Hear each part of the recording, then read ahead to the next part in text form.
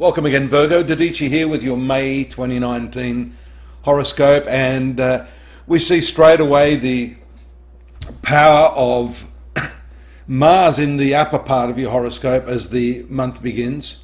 It's been there for a little while. It's giving you that drive and energy that you need.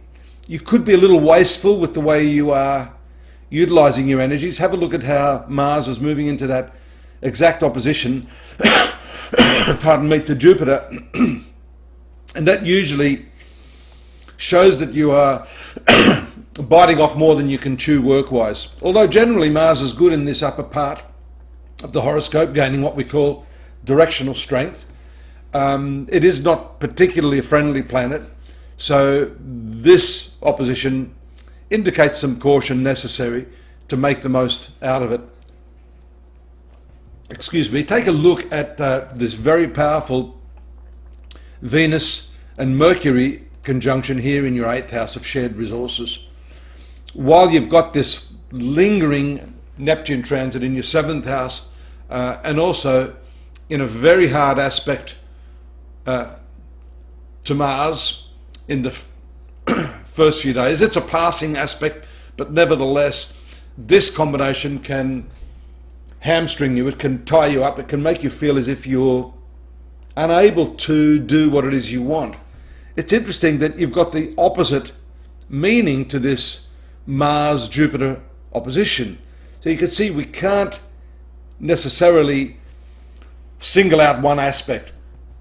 Here it may be that the amount of effort you're putting into something is precisely what's causing people to back off. Sometimes when you try too hard, it has the opposite result. So I'd like you to think about that, and I'd like you to think about how you're sharing your resources with others while Venus and Mercury, your ruling planet here in the 8th house, and Venus, a most friendly planet to you, in this deep analytical area of the zodiac. So it shows you've got to look beneath the surface and don't simply throw all of your energy into this one direction without doing some research and understanding the outcome and the long-term ramifications of what you're doing. And of course, the long-term ramifications of the people that you're dealing with. Let's take a look at this. These transits don't stay there forever. Here we see the new moon on the 5th in the 9th house of legal matters, documentation, educational pursuits, long-distance journeys, and as most astrologers will tell you, this is a philosophical house. But I'd like to draw your attention to the fact that the new moon shows a new way of doing things, a new philosophy. And I think this philosophy has to do with the way you are dealing with others right now, as shown again by these favorable aspects to Neptune, the confusing one here in your zone of relationships with others. Now that has to do with your most important marital relationship if you're married, or de facto relationship, not just business partnerships. So if it's a business related matter, you may have to rethink the way you contractualize your understanding of things, and in your marital affairs you may need to rethink how you come to agreement. I say to people that in my relationships these days I try to nut out the terms of engagement before I get too headlong into it. In fact, even with my wife, we've always had a terms of engagement, so we know exactly what the rules are when we have a fight, believe it or not. So I think what I'm saying to you is that that's precisely what you need to do in terms of all of your relationships now. Moon makes contact with fiery Mars there in the 10th house, excepting for this opposition around the 8th. That's not bad. It fires you up and gives you the opportunity again to get your emotions on track. It's all about how you direct your energies.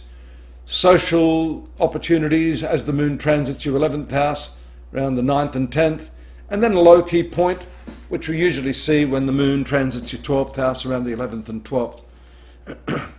More emotional experiences likely, and some confusion, getting back to that concept of relationships and dealing with other people. The opposition to Neptune there around the 13th and 14th can present some problems to you. So it's probably a matter of not relying too much on how you feel, although intuition is a good thing.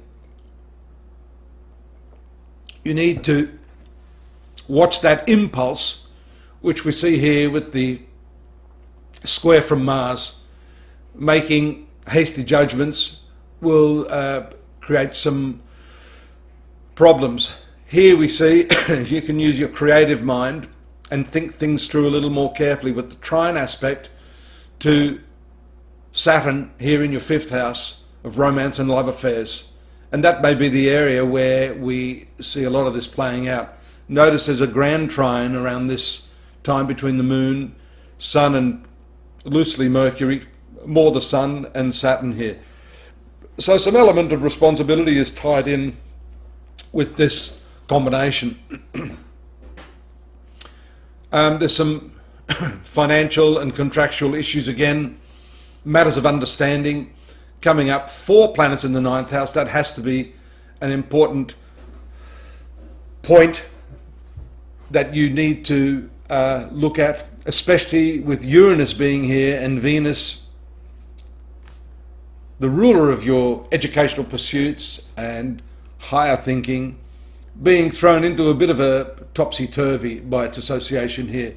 And that throughout May 17, 18, it passes around the 19th, but they are the critical days, I think, for that specific combination to impact you.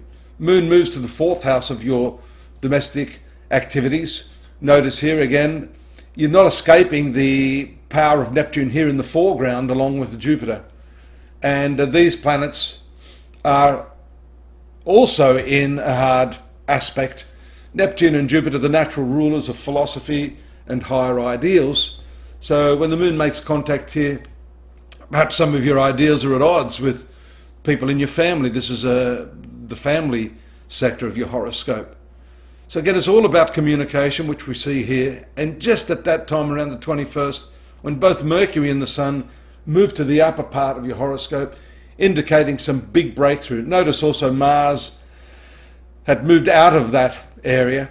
The Sun and Mercury are much more powerful and friendly to you. So those things that you've been wanting to achieve in your professional arena are more likely to occur with this lovely 30-day transit of the Sun here. When the Moon moves to the 6th house as well, this has to do with your workplace activities and good aspects being formed by Jupiter. You'll get more support from your family members, even though Jupiter is retrograde at that time. At the end of the month, we see the returning Moon to this conjunction with Neptune, and it's also going to create some tension here in your work. So it's important to set aside good times to talk to your employer. This is not a great time. You'll receive mixed messages or will not be able to communicate as effectively, even though I said this is a really wonderful combination. Just wait for this lunar position to move into that sextile aspect there from the 8th house. You'll have better information, greater ammunition to approach those meetings as Moon moves through this 8th house in that favourable aspect. I hope that's helped.